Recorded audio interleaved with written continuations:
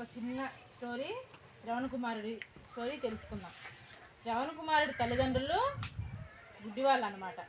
అయితే శ్రవణ కుమారుడిని అడుగుతూ ఉండేవాళ్ళు అనమాట. నాయన కుమార, నువ్వు ఒక్కడే కదా మాకు కొడుకువి, మాకు కళ్ళు లేవు కదా, నువ్వు మమ్మల్ని పుణ్యక్షేత్రాలకు తీసుకువెళ్ళి అక్కడ మమ్మల్ని స్వామివారికి చూపించి అక్కడ నిద్ర చేయించిన ఆయన, ఇలా మమ్మల్ని పుణ్యక్షేత్రాలకు తిప్పి మాకు చూపించు నాయన, మా కళ్ళు లేవు కదా, వచ్చేలా చెయ్యా అని తల్లిదండ్రులు శ్రవణ కుమారుని అడుగుతారనమాట.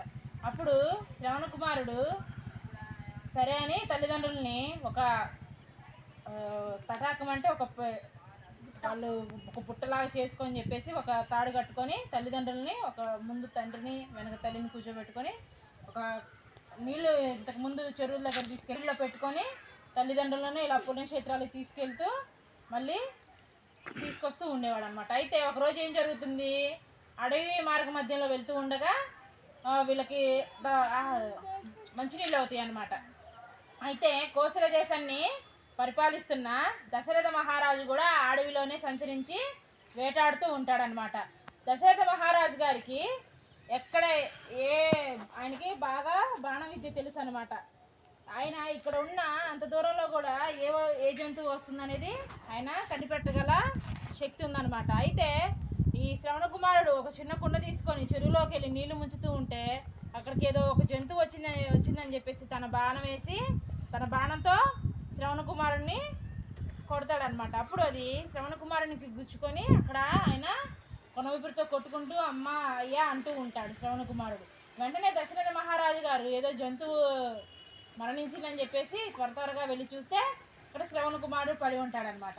అయితే వెళ్ళి నాయన నువ్వు ఎవరివి, ఇక్కడికి ఎందుకు వచ్చావు, అయ్యో నేను చేసిన తప్పు అని చెప్పేసి చాలా బాధపడుతూ ఉంటే, నాయన నేను నీకేం చేశాను ద్రోహం, ఇట్లా నా తల్లిదండ్రులు గుడ్డివాళ్ళు, వాళ్ళని చూసుకోవడానికి ఎవరు లేరు, నేను వాళ్ళకు ఒక్కగానొక్క కుమారుణ్ణి, ఎందుకయ్యా ఇలా నాకే వేసావు బాణం, ఇవాళ నీ చేతిలో నేను ఇలా అయిపోవాలని నాకు నా రాతలో రాసిపెట్టి ఉందేమో, ఇప్పుడు నా తల్లిదండ్రులు ఎవరిని చూసుకుంటారు అని అంటే ఈయన బాధపడుతూ ఉంటాడు. ఆయన తన బాధను చెప్పుకుంటాడు అనమాట. మరి ఎవరు చూస్తారు తల్లిదండ్రులు ఎవరు చూస్తారు, ఆయన కళ్ళు లేవు కదా అని బాధపడుతూ ఉంటే, సరేనని ఈ నీళ్లు తీసుకెళ్ళి ముందు మా అమ్మ మా తల్లిదండ్రులు దప్పికతో ఉన్నారు, ముందు ఈ నీళ్లు తీసుకెళ్ళి ఇవ్వండి అంటే వెళ్ళి నీళ్ళు తీసుకొని వెళ్ళినప్పుడు తల్లిదండ్రులు చూసి ఆయన వచ్చావా అని కుమారుడు అనుకొని దశరథ మహారాజుని పలకరిస్తారు. వెంటనే దశరథ మహారాజు తను చేసిన తప్పుని తన తల్లిదండ్రులు చెప్తాడు. అప్పుడు అడుగుతాడు తల్లిదండ్రులు, అయ్యా నువ్వు వచ్చావేంటి, నా కుమారుడేడి, నా కుమారుడు ఎక్కడున్నాడయ్యా అంటే, అమ్మా క్షమించండి, మీకు నేను అన్యాయం చేశాను, ఇట్లా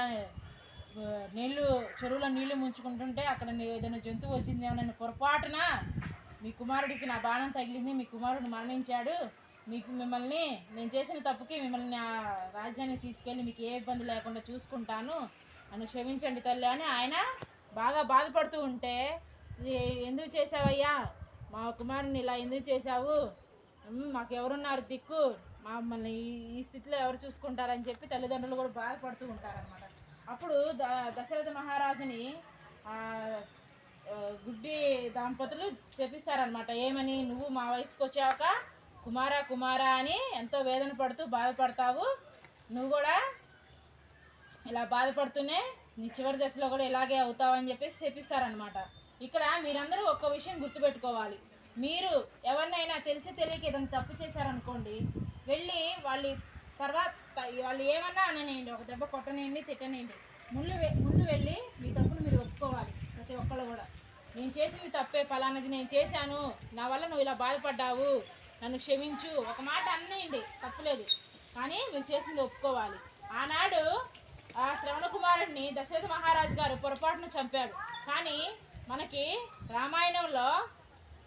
రామాయణం గురించి మనం తెలుసుకుంటున్నామంటే అది శ్రవణ కుమారుడి వల్లే. అర్థమవుతుందా? ఆ రోజు శ్రవణ కుమారుడిని ఆయన అలా బై మిస్టేక్ జరిగింది, కావాలని ఆయన ఏం చేయలేదన్నమాట. అర్థమవుతుందా? అప్పుడు నిజంగా అయితే దశరథ మహారాజునికి పుత్రులు లేరు.